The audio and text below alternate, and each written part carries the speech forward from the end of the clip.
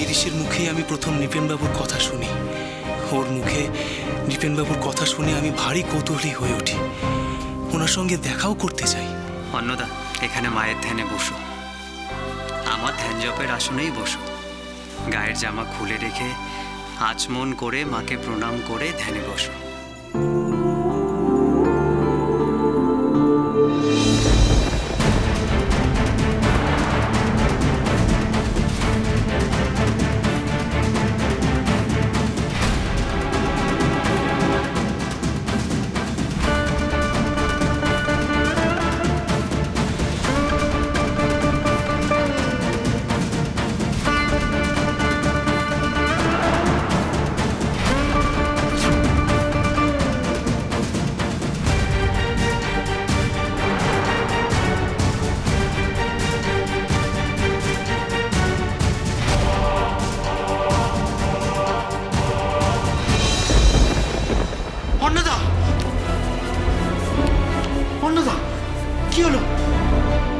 বইতে চলে যাওয়ার পর আমার আর কিছু মনে নেই, কিচ্ছু মনে নেই আমার।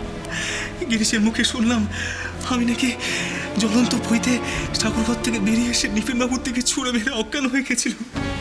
তারপর আর কিছু মনে নেই আমার, কিচ্ছু মনে নেই। সব মনে রাখার দরকারই বা কি?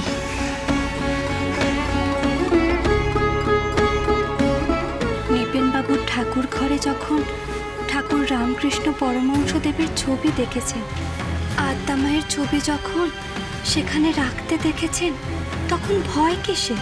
এই দুজনেই তো আমাদের ভরসা। রাখলে ওনারা রাখবেন, ফেললেও ওনারাই ফেলবেন। সেখানে আর অন্য কাউকে নিয়ে মাথা ঘামানোর প্রয়োজনই বা কি? ঠাকুর রামকৃষ্ণ পরমহংসদেব, আদ্যা মা, ওনারা যখন চাইবেন তখন আপনি নিজেই নৃপেনবাবুর স্বরূপ জানতে পারবেন।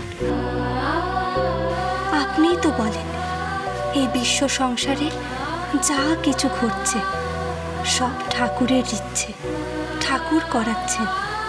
তাহলে জানবেন নৃপেনবাবুর সাথে আপনার দেখা হয়েছে, তাও ঠাকুরেরই ইচ্ছে। সময় এলেই সেই উদ্দেশ্য প্রকাশ পাবে। সেটুকু সময় তো আমাদের ধৈর্য ধরে থাকতেই হবে, তাই না? তোমাকে যত দেখি তত অবাক হই মনিব। সত্যি এক এক সময় মনে হয় ভাগ্যিস তুমি আমার জীবনসঙ্গী হয়েছ। তাই কত অনায়াসে আমার তৈরি করা কঠিন সমস্যাগুলি তুমি কত সহজে সমাধান বার করে ফেলো। আমাকে বড় বড় ভুল থেকে, বড় বড় অপরাধের হাত থেকে আমাকে বাঁচাও। সত্যি তো নৃপেনবাবুর কথা আমি এত ভাবছি কেন? যা ঘটিয়েছেন তা তো ঠাকুরই ঘটিয়েছেন, পথও তিনিই বাতলে দেবেন। আমাকে শুধু সময়ের জন্য অপেক্ষা করতে হবে। আদিশক্তি আদ্যাপি সোম থেকে শনি সন্ধ্যে ৭টায়, আকাশ ৮ ও প্ল্যাটফর্ম 8-এ।